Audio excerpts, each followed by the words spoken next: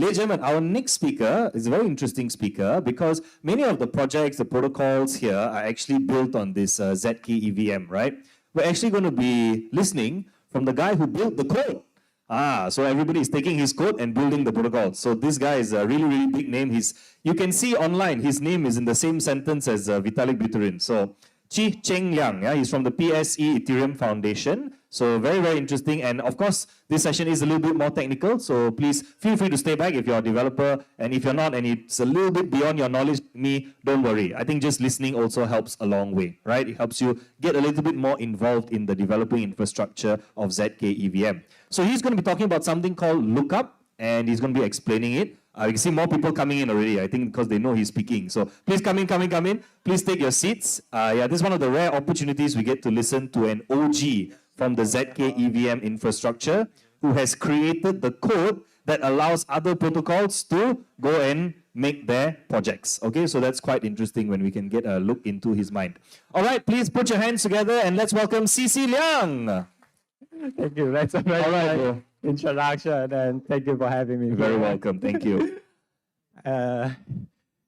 So today, the topic is a little bit more technical, and I'll be talking about Lookup protocol. It is a very exciting cryptography technology that's been improved over the last year. Like, if you see the paper, like they're publishing months by months, and now we are already reaching some kind of lookup singularity. But most of these talks or introductions were like more research focused. And today I'm going to talk about some engineering side, like when you are a circuit developers, how do you like actually use lookups in your how to circuit code. As Danilo said, like most of ZK EVM team, we use a very custom languages, and there are some detail in it. So for me, I'm a member of Privacy and Scaling Exploration, and we're building a ZK EVM community version. The repo is ZK EVM circuits, and we're building a succinct proof of EVM execution. We're written in Hello 2, and we're targeting L1 use case, specifically ZK EVM-like client. So before we talk about Lookup, let's see how the proving system work, and also how to lay out the circuit. So we have the setup time where we need to define some constraints. You as a developers, you kind of define this Sudoku board puzzle, which defines some rules that the solution must satisfy.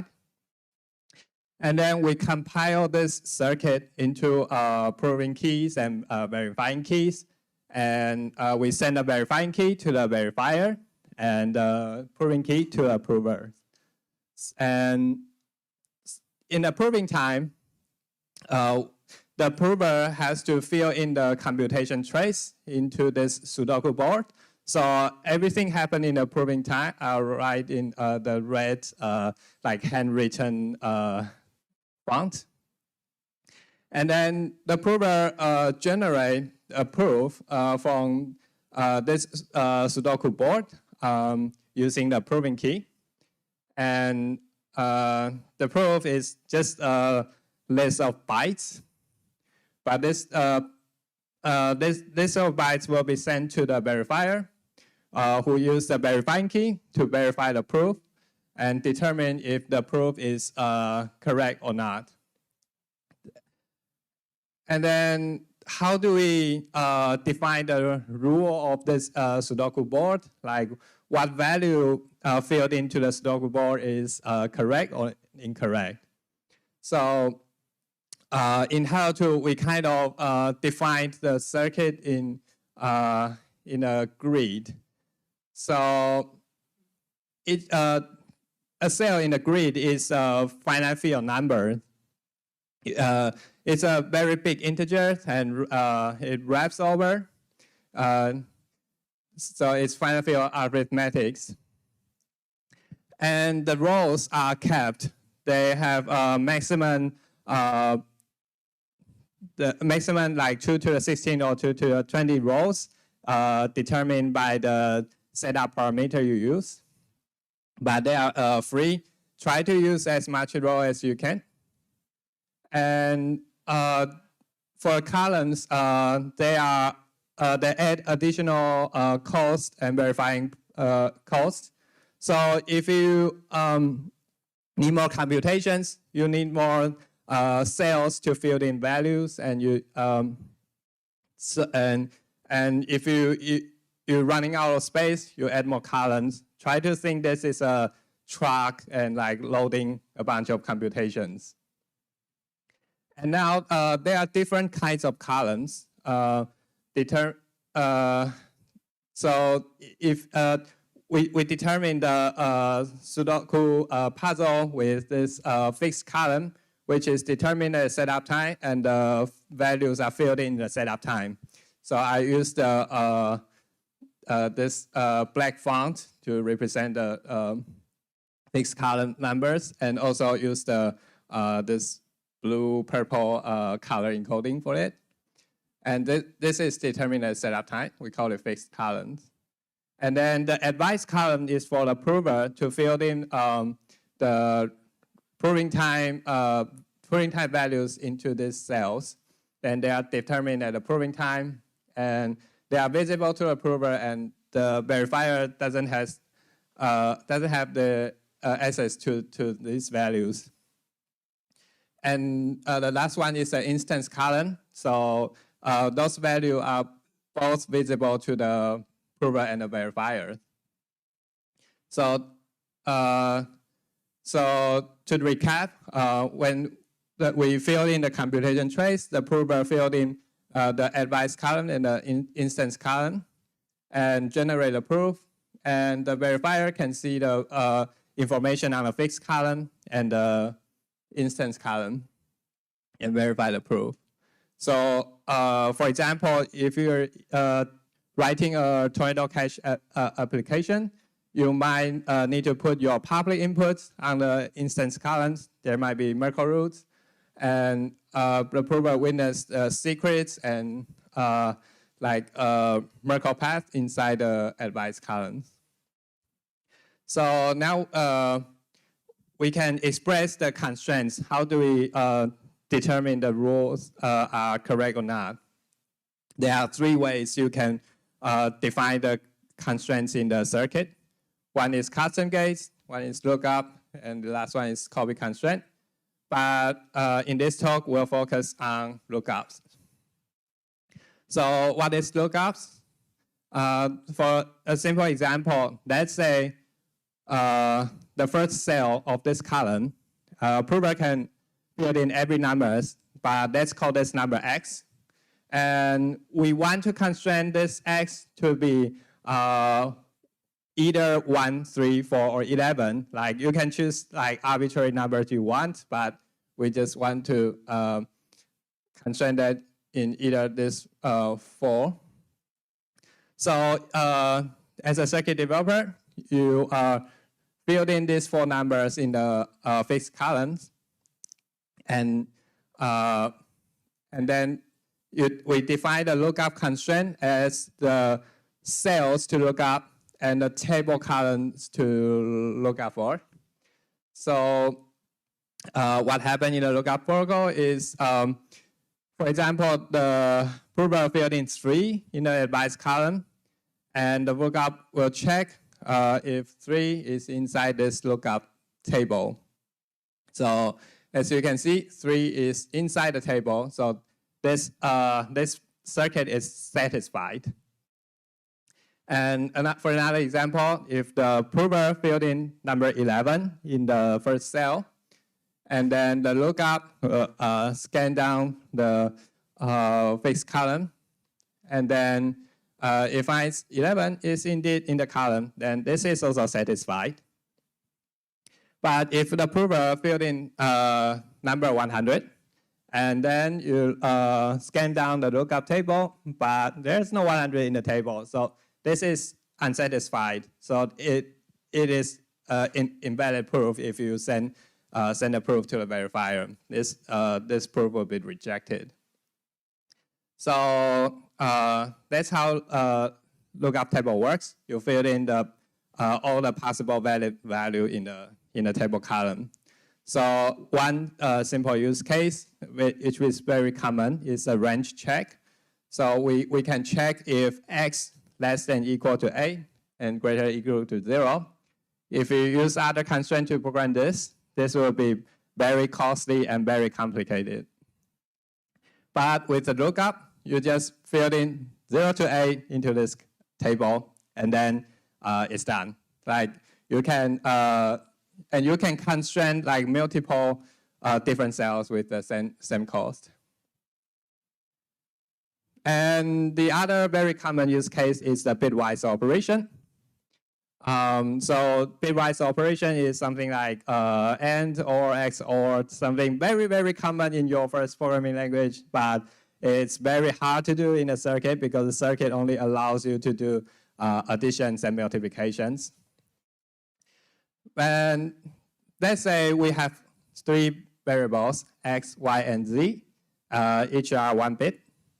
For the lookup, you just put in the whole truth table inside the table columns. So the x will look up to the first column, y look up to the second column, and z look up the third column. And there have to be bitwise operation to satisfy the whole the constraint.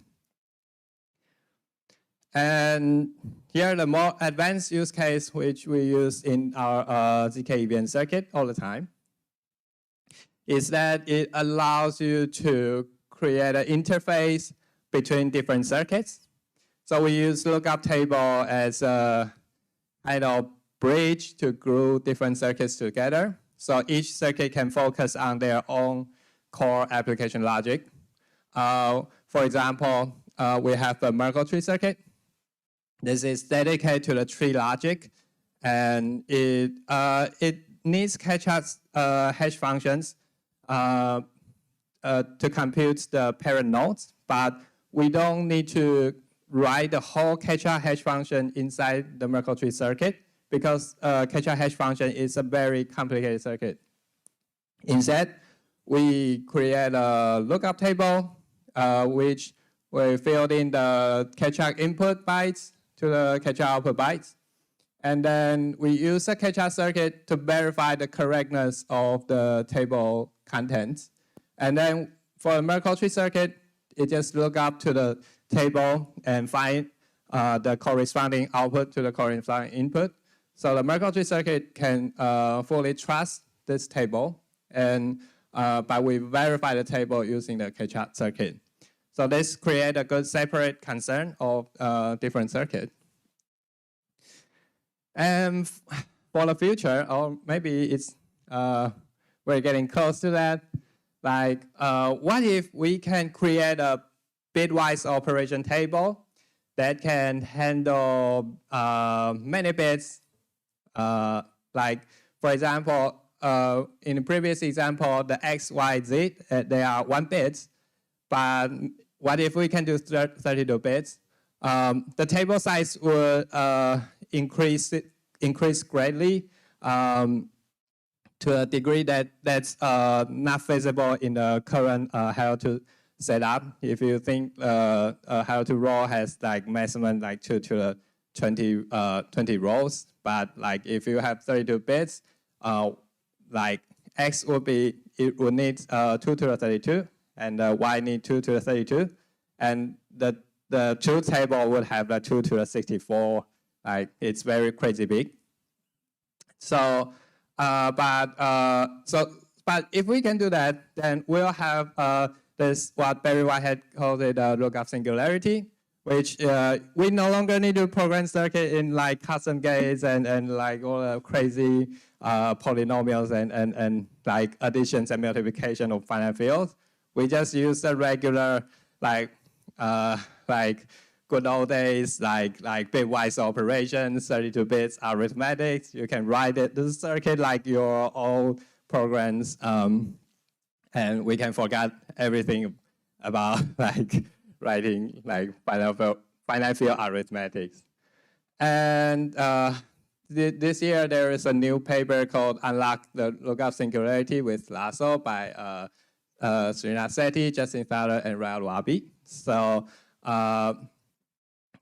the idea of the paper is that if the lookup table fit into a structure, then we don't have to commit the lookup table and send that to the parallel verifier, because like the cost of the lookup is like you need to pre-process it, and then you need to commit it, and you have to do your trusted setup, and which takes a very long time.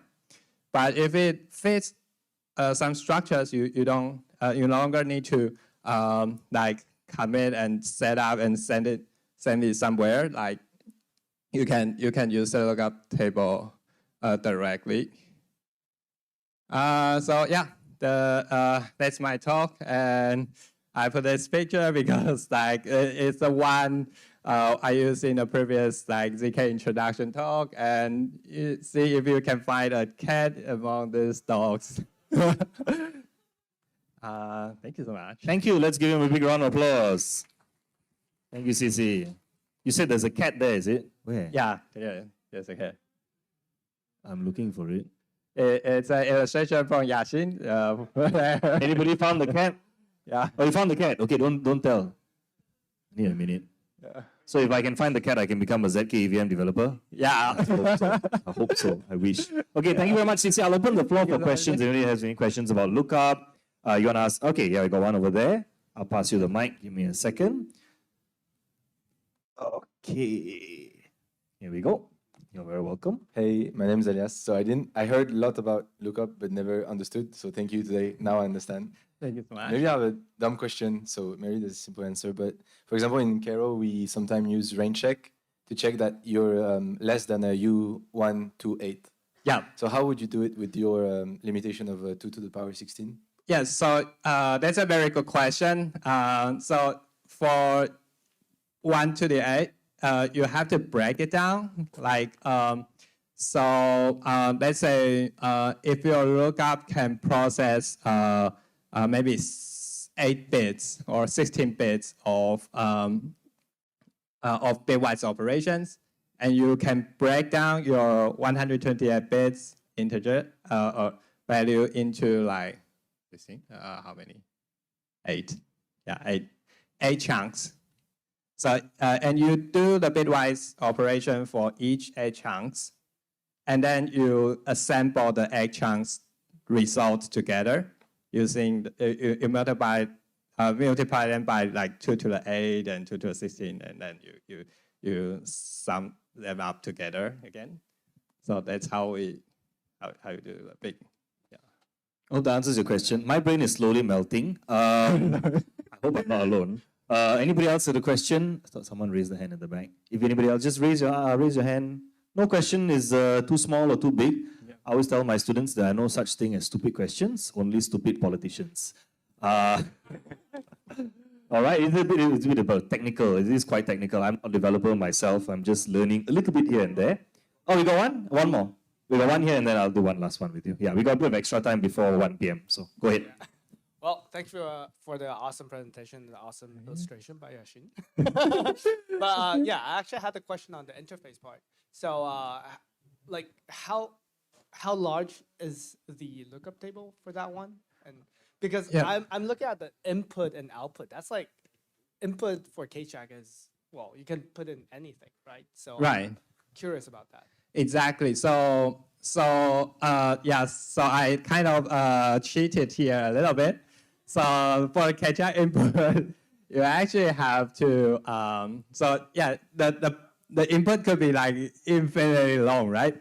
And so there's a limit for that. And in K-Check, it kind of have 64 bits a word, and you have to split your input into bytes and then like fill them down, and and the output is kind of like 4 words, and then so the output has actually a lot of gaps in this in this column, and the input you can use the whole circuit just to do one catch-up, or like you can if your input is very big, but if your input is very small, you can do many, and we have to design the circuit in a state transition way. So you could have like this is the first catch-up, and then you continue to absorb the inputs, and then finalize, we generate output, and the next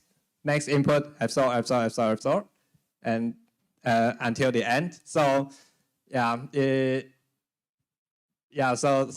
sum up, it's like a state transition trick, and then to try to take the catch-up for different input size. Yeah. Thank you.